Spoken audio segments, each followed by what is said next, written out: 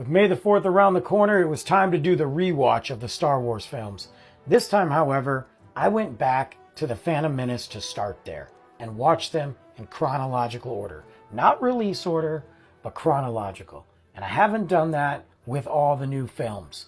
So going back to the 1999 Phantom Menace, I remember watching this in movie theaters. Not once, but 10 times.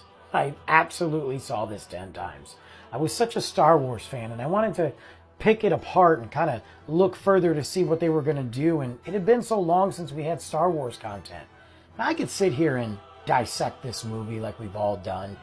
We can talk about the negatives and we can make fun of certain things. But I don't want to do that. Because I believe that all the Star Wars films have some positives. Yes, I said that. All of them have some positives.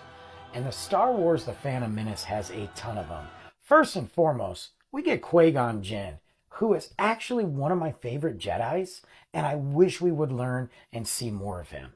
I love Qui-Gon. He really kind of encapsulated what I believe a Jedi is. He questioned the Jedi Order while still believing in the code. And he had so much faith and love for Anakin and believed in him, which ultimately cost him his life. Of course, we can talk about Obi-Wan, watching him as the apprentice, and you can see as he's grown and as he got to the Obi-Wan that we know exactly what Qui-Gon taught him. Darth Maul, we don't even have to talk about. We already know. Enough said, right? The pod race, though, was actually really fun. It was a really cool, visually at the time, stunning to look at on the big screen. And this last time I watched it, it was pretty cool. I also really like to learn about the midichlorians, and I like to really kind of see the history of what was going on at that time. Plus, we got to go to Coruscant and was introduced to that major planet, which I was always a fan of, and I like that we've got to go back since then. There were other things in the film that might not have worked, and I wasn't a big fan of the way that Jabba the Hutt was, seen.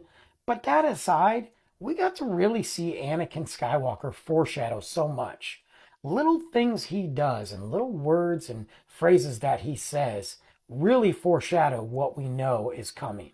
And I enjoyed that. So to me, The Phantom Menace was a great way to kick off the prequels. Now we're about to watch Attack of the Clones. We'll talk about that next.